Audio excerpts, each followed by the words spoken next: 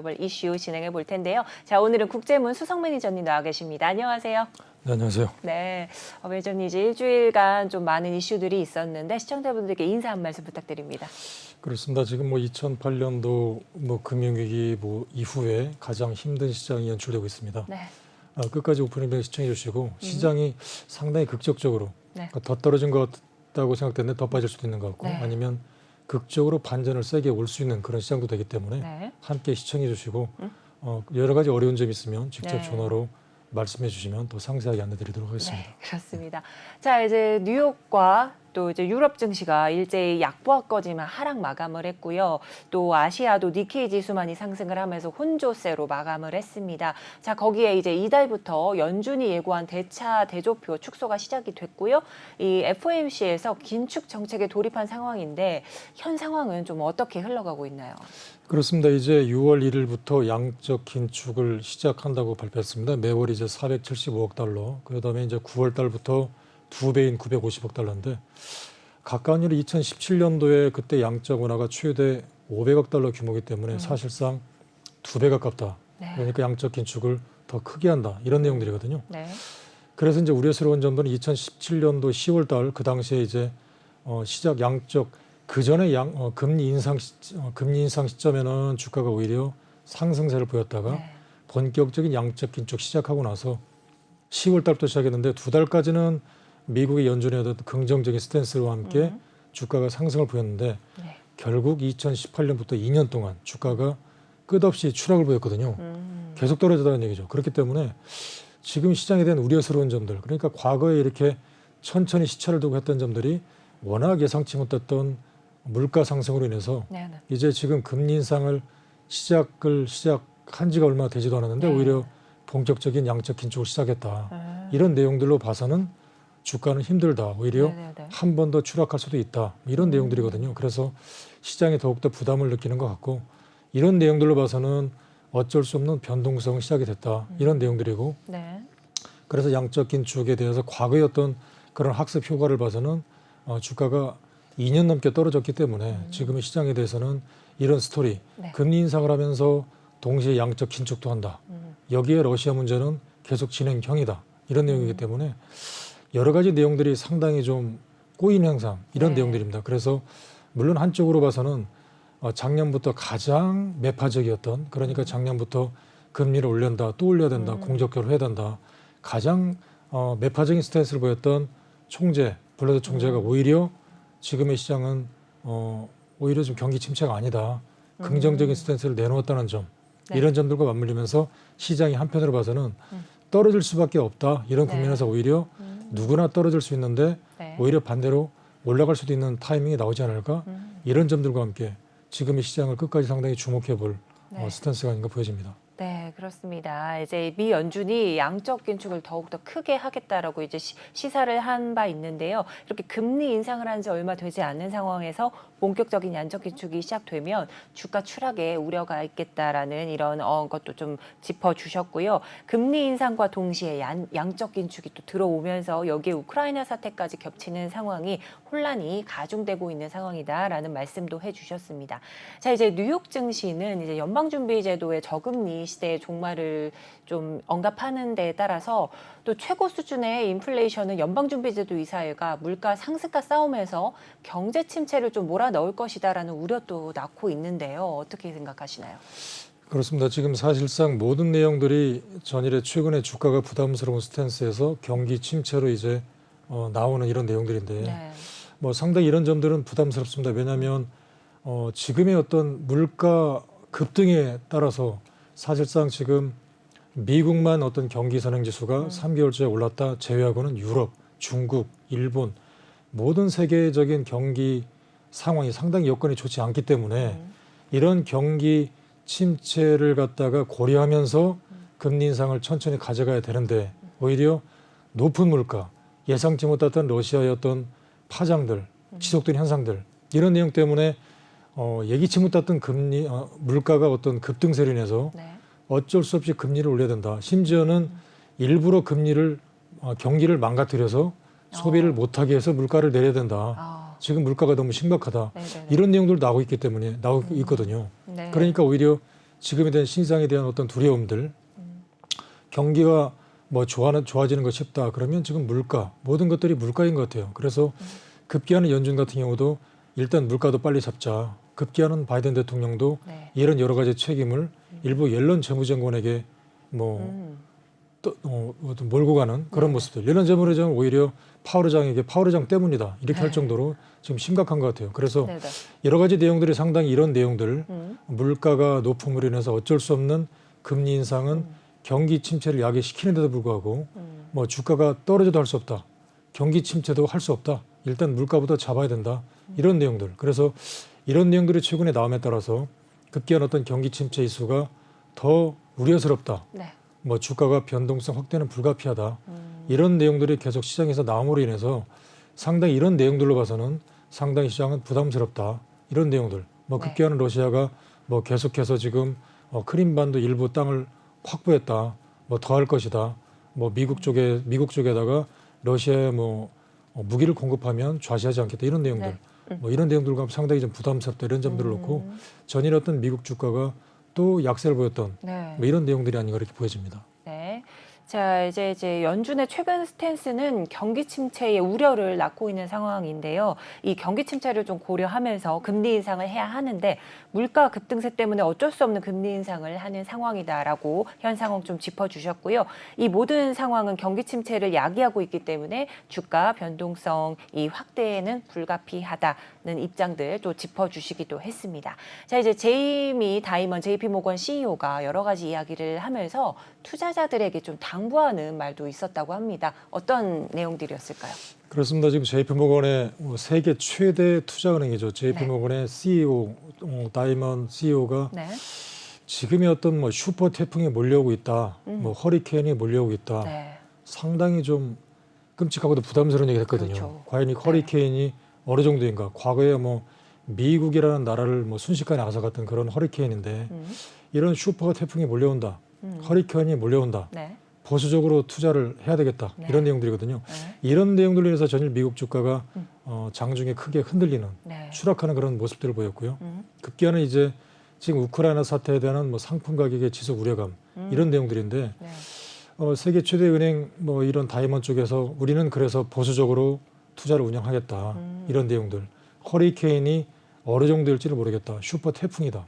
이런 내용들이기 때문에 네. 실질적으로 투자하는 이런 CEO 쪽에서 이렇게 상당히 좀 부담스러운 얘기를 내놓았다는 이런 내용들에 대해서 네. 시장이 상당히 좀 부담스러웠다. 주가가 크게 흔들렸거든요. 그래서 자 이런 내용들이 과연 시장에 어떤 영향을 줄까에 대해서 상당히 귀추가 주목되고 있고 네.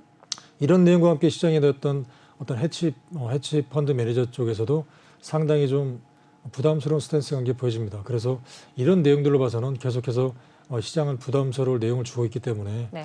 앞으로 이런 내용들이 과연 허리케인이 과연 뭐 찻잔속의 태풍이냐 아니면 예상치 못하게 정말 말 그대로의 큰 태풍을 앗아갈 건가 이 부분에 대해서 부담스럽기 때문에 투자자들로 하여금 오히려 상당히 좀 보수적인 네. 그러니까 지금의 사면은 될 거다 싸다 이런 내용을 나오기도 전에 이런 내용을 했다는 점에서 미국 증시가 다시 한번 부담을 느끼는 뭐 그런 스탠스가 아닌가 그렇게 보여졌습니다. 네, 맞습니다. 이제 연준의 양적 기축과 또 우크라이나 사태에 따라서 이런 상품 가격이 상승하게 됐다라는 이런 우려도 좀 표명했던 JP모건 CEO 좀 이야기 말씀해 주셨고요. 또 JP모건 측도 보수적인 포트폴리오를 구상하겠다라고 단언을 하면서 좀 경기 침체 우려의 목소리도 좀 나오고 있습니다. 이러면서 지난장 미증시가 좀 하락했던 요인이 되기도 했는데요. 또한 또 이 제이미 CEO는요. 투자자들에게도 보수적인 스탠스를 좀 취하라는 이런 조언까지 해서 여러분들 계속 좀 일희일비하실 것 같은데요. 좀 계속 지켜보셔야 될 것 같습니다. 또 여기에요. 가장 매파적이었던 블라드 총재마저도 경기 침체에 대한 언급을 했는데 전반적으로 또 어떤 내용들을 언급을 했나요?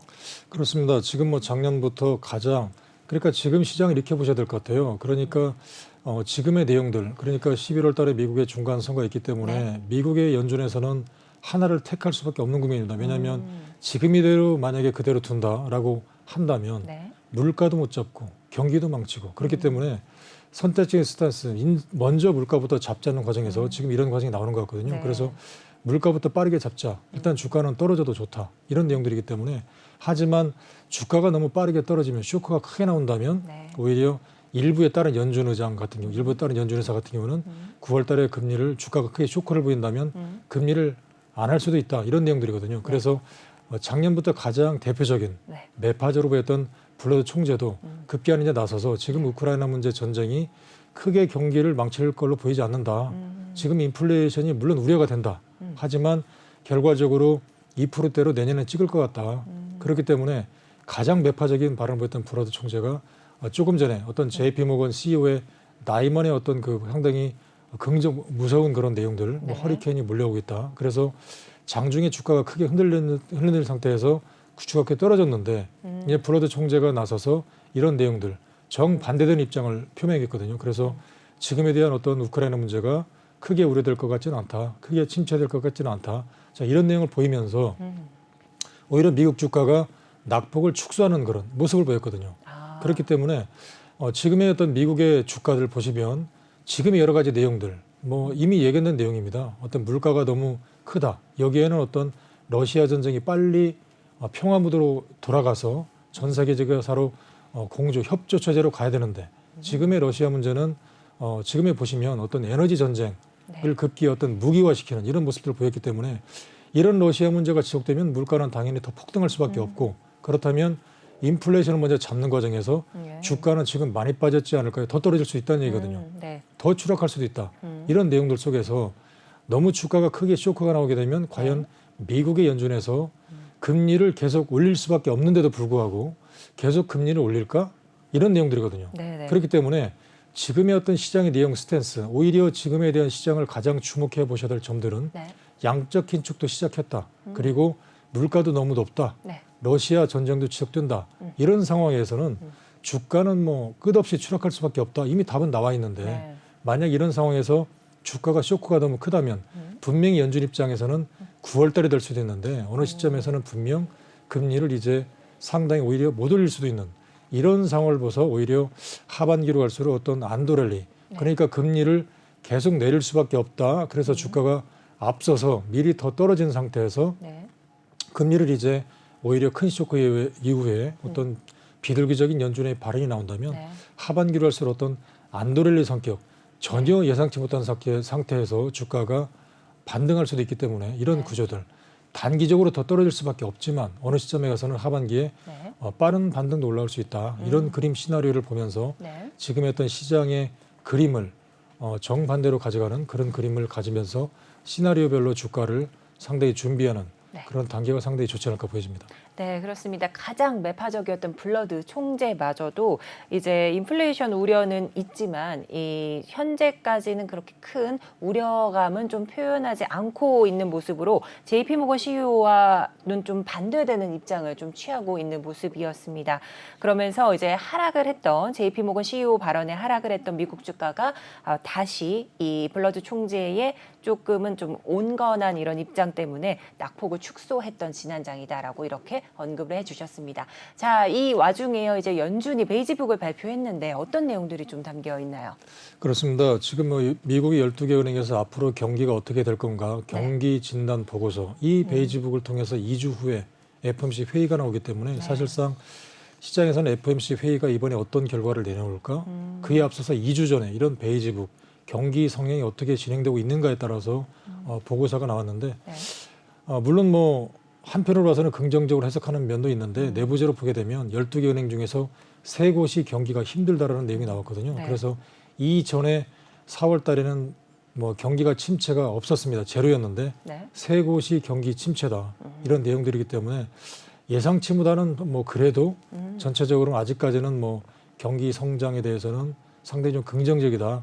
이렇게 해석을 있는 상태에서 뭐 세부적으로 들어가게 되면 그래도 3군데가 이제 본격적으로 경기 침체가 나오기 시작했다. 이런 내용들이거든요. 그래서 이제 본격적으로 경기 침체가 시작됐다. 하지만 전체적으로 봐서는 일부 제조업이라든가 이런 경기에 대해서는 아직까지는 좀 긍정적이다. 이렇게 시장에서 해석을 하는 것 같아요. 그래서 연준의 베이지북에 대해서는 전체적으로 아직까지는 좀 그래도 좀 경기적인 성장은 지속되고 있지 않았나 이렇게 언급되고 있거든요. 그래서 그나마 좀 여러 가지 스탠스가 그러니까 전일에 대해서는 어떤 JP모건의 CEO들이라든가 지금 양적 축소가 시작되고 있는 점, 전체적인 내용이 상당히 좀 부담스럽다, 어려운 점에 비해서는 네.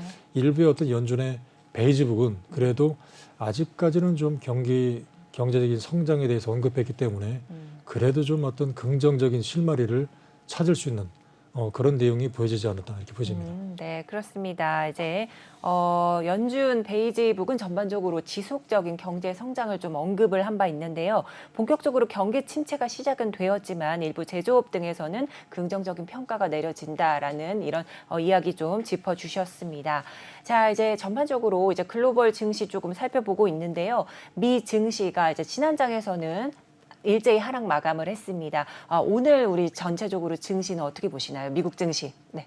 그렇습니다. 지금 미국 증시가 조금 전에 6월 1일부터 이제 본격적인 양적 긴축도 시작을 네. 했었고요. 그렇기 때문에 여러 가지 시장에 대한 어떤 펀더멘탈 내용들은 분명히 좋지 않은 건 사실입니다. 그러니까 과거의 어떤 학습 효과, 금리 인상까지는 주가가 그래도 상승했지만 네. 양적 긴축 이후에 본격적으로 주가가 2년 넘소 끝없는 추락세를 보였다. 그렇기 때문에 이제 6월 1일부터 양적 긴축, 당장은 어떤 베이지북에서 경제 성장이 아직까지는 견조하다. 이 내용과 함께 아직까지는 모르겠지만 그래도 천천히 시간이 흘러갈수록 주가는 힘들 수밖에 없다. 이런 국면이거든요. 그래서 네.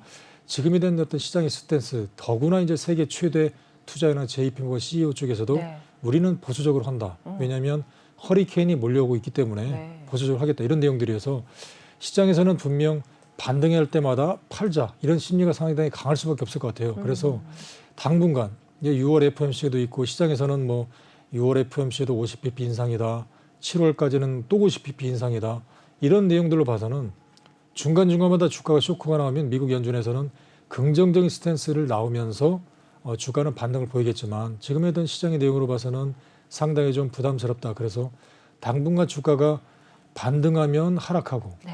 또 하락하면 뭔가 좀 저가 매수가 들어올 수 있는 연준의 내용들이 나올 수밖에 없고 그래서 시장이 좀 당분간은 부담스러울 수밖에 없고 변동성이 확대가 지속될 수밖에 없기 때문에 어떤 그 단기적으로 매매할 수밖에 없는 이런 구조거든요. 그래서 시장에 대해서 상당히 부담스럽기 때문에 이런 어떤 적어도 6월달 FOMC 회의 전까지는 계속해서 변동성 확대 국면이어서 매매하는 입장에서는 상당히 좀 단기적으로 할 수밖에 없다. 이런 구조들을 가져갈 수밖에 없는 그런 스탠스가 보여지는 그렇게 보여집니다. 네, 그렇습니다. 이제 금리 인상과 물가 상승 거기에 JP모건 CEO의 보수적인 스탠스에 미국 시장이 좀 갈피를 못 잡는 상황입니다. 이제 변동성 확대마저도 우려되는 상황에서 이제 부담은 더욱더 가중되고 있다라는 이런 말씀도 언급을 해주셨는데요.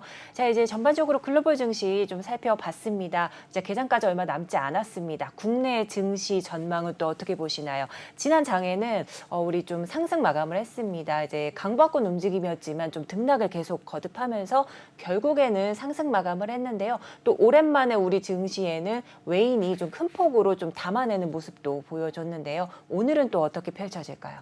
그렇습니다. 지금 변동성 확대 국면에서 상당히 미국과 관련이 좀 많은 것 같아요. 네. 그러니까 약간 미국 쪽에서 전체적으로 지금 뭐 금리 인상, 그다음에 뭐 더구나 이제 양적 축소 네. 이런 전체적인 내용들로 봐서는 외국인 입장에서는 그러니까 2년 전에 2022년도에는 미국의 어떤 양적 완화 속에 화려한 어떤 달러 헬리콥터에서 뭐 달러를 뿌린다 이런 네. 풍부한 이동성으로 외국인들이 한국 시장에 대해서 오히려 많은 비중으로 샀는데 지금 여러 가지 내용들로 봐서는 미국의 메리트가 있을 수밖에 없는 그런 구조거든요. 그래서 미국 쪽 이런 내용과 함께 약간 어떤 긍정적인 메시지가 들러 나오면 외국인 입장에서는 물론 가장 밸류에이션이 싼 나라는 한국이기 때문에 그래서 이렇게 보는 것 같아요. 그러니까 작년에 미국만 올랐기 때문에 떨어질 때는 미국이 많이 떨어지는 것 같고 또 반면에 우리 시장에서 그러니까 전체적으로 떨어질 때는 우리 시장이 덜 떨어지고 또 올라갈 때는 덜 올라가고 이런 모습들이 좀 연출되는 것 같고 어떤 미국 시장에서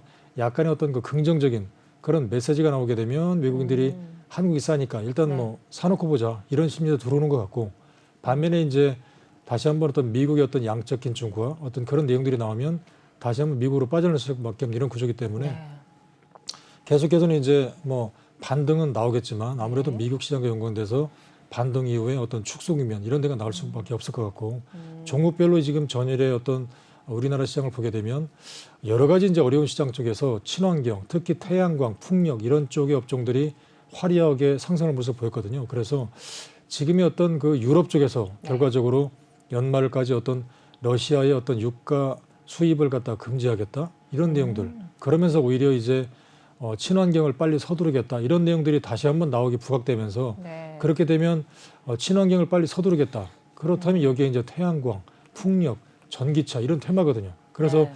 전일의 우리나라 시장도 보게 되면 전체적인 어떤 부담 속에서 시장을 이끌어뒀던 종목들이 태양광, 뭐 오시아의 하나솔루션 이런 태양광과 함께 CSND 같은 풍력입니다. 그래서 지금의 시장에 대해서 주목할 점들은 여러 가지 전체적으로 시장이 상당히 부담스럽습니다. 그래서 뭐 주가가 상승한다 그래서 본격적인 상승은 아직 아니기 때문에 네. 어느 정도 단기적인 플레이를 할 수밖에 없지만 시장에 대한 규모를 일단 친환경 쪽에서 끌고 간다라는 차원에서 만약에 단기적으로 매매할 경우는 이런 친환경에 주목하자 이런 쪽으로 시장의 포커스를 두시는 것이 뭐 상당히 좋지 않을까 이렇게 보여집니다. 네, 그렇습니다. 이제 미국의 양적 긴축 부담과 또 변동성 확대 예상 등 여러 이슈를 기반으로 좀 외국인들의 움직임 계속해서 좀 주목을 하셔야 될 것 같은데요. 아무래도 또 미국 시장과 연관해서 우리 증시도 반등 후 축소의 상황으로 갈 수도 있지 않을까라는 이런 의견도 주셨습니다. 또 이제 러시아산 원유 수입 제재와 관련해서 이제 대체 친환경 에너지들이 좀 각광을 받았다라는 말씀도 해주시면서 풍력과 태양광 에너지 짚어주셨는데요. 일단 지난장에서 OCI와 하나솔루션 같은 이런 종목들이 조금 부각된 점 말씀해 주시면서 단기적 트레이딩 관점으로 이 친환경 에너지 좀 주목해 보시라는 말씀도 해주셨습니다. 자, 그럼 이제 개장 전까지 이제 많은 분들이 좀 노심초사하시면서 방송 보고 계실 텐데요. 한 말씀 조언 해주실 수 있다면 어떤 게 있을까요? 그렇습니다. 지금의 이제 가장 중요한 거는 투자 전략이거든요. 그러니까 지금 투자자분들께서 가장 전화가 많이 오는 전략들, 네. 뭐 주가가 반등할 때는 왜 내 건 오르지 않은 거에 대한 그런 네. 아쉬움들 토론하고 있는데 지금에 대한 투자 전략은 딱 두 가지로 보시면 될 것 같아요. 그러니까 나는 좀 길게 보는 스타일이다. 어차피 뭐 5년, 10년을 두고 가장 성장성 종목을 투자하는 스타일이다라고 보신다면 지금에 대한 전략들, 그러니까 만약에 지금 시장에 대한 메이저들이 현금을 가지고 있다면 만약 이들 투자가들이 장기적인 트렌드로 볼 때 지금부터 주식을 뭐 더 떨어질지 올라갈지 결과적으로 추가적으로 하락하다 올라가든 결과적으로 올라가든 뭐 상승을 보고 투자한다면 이 시점에서 어떤 종목을 살까에 대해서 생각을 해보셔야 될 것 같아요. 그래서 만약에 나 같은 경우도 지금 다행히 현금이 있다면 나는 어떤 종목을 살 건가? 이 사는 관점이라면 분명히 가장 성장성이 좋은, 그러니까 펀더멘탈이 좋고 뭐 5년, 10년 동안에 시장에 대한 영업이익이 확실히 나오는 네. 가장 성장성 있는 종목을 살 수밖에 없다는 거거든요. 그렇기 때문에 이런 종목을 지금 내가 가지고 있어야 된다. 그러니까 지금 주가가 다 같이 떨어졌을 때 주가가 상승할 때 가장 많이 오를 종목이 무엇인가. 뭐 그 부분은 아무도 알 수 없겠지만 네네. 지금의 시장에 대한 어떤 흐름이 나오고 있는 것 같아요. 답이. 그래서 메이저 입장에서 볼 때는 그래도 가장 성장성 있는 종목을 살 수밖에 없다. 그러니까 주가가 이제 뭐 상승은 멈췄다, 끝났다라고 본다면 주식을 팔고 안 하면 되겠죠. 하지만 결과적으로 주가가 과거에 보면 항상 어떤 어려운 위기 속에서 주가가 또 올라갔거든요. 네. 그렇기 때문에 심지어 블러드 같은 연준 이사 같은 경우도 금리를 올리는 게 맞지만 오히려 경기가 힘들면 내년에는 금리를 내릴 수도 있다 이런 내용들이거든요. 네. 그래서 결과로 주가가 어떤 힘든 국면 속에서도 주가가 단기적으로 힘들지만 길게 봐서는 상승했기 때문에 이렇게 상승한 전략을 놓고 볼 때는 결과적으로 가장 성장성 있는 종목들이 주가를 이끌었다. 그래서 내가 가지고 있는 종목을 포트폴리오를 리밸런싱을 하셔야 될 것 같아요. 그러니까 내가 가지고 있는 종목 이런 종목이 없다면 이번 기회에 그런 종목으로 갈아타자. 그래서 그런 종목을 가지고 있자. 그리고 미국 종목도 일부를 가지고 있어야 된다. 이런 측면이거든요. 그래서 네. 대부분 이제 국내 주식만 가지고 있을 경우는 이번 기회에 약간의 미국의 종목도 가지고 있자. 이런 측면이고요. 그리고 단기적인 플레이를 할 경우는 지금의 시장에 대한 전략들을 보시면 따라 올라갈 때 대부분 이런 친환경 종목이 올라가기 때문에 네.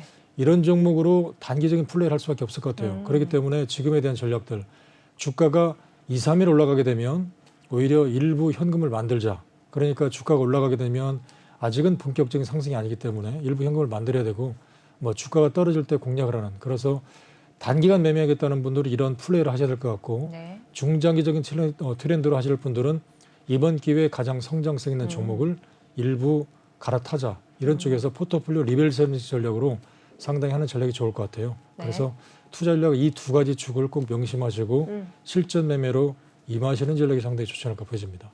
네, 이제 투자자분들께서 가장 먼저 고민하시는 부분이 이제 주가는 반등을 했는데 내 종목은 왜 오르지 않을까입니다. 자, 여기에 두 가지 또 투자 전략을 좀 세워주셨는데요. 주가 하락 시에 좀 전략들 말씀해 주시면서 중장기 관점으로 봤을 때 이 시점에서 어떤 걸 매수해야 될까 이렇게 고민을 하고 계신다면 중장기 관점에서 성장성이 있는 종목이 주가를 이끌었기 때문에 만약에 이런 종목들이 좀 포트폴리오에 담겨 있지 않다면 좀 주목해 보시라는 말씀도 해주시면서 미국 주식에도 조금 관심을 가져보시라는 말씀도 해주셨습니다.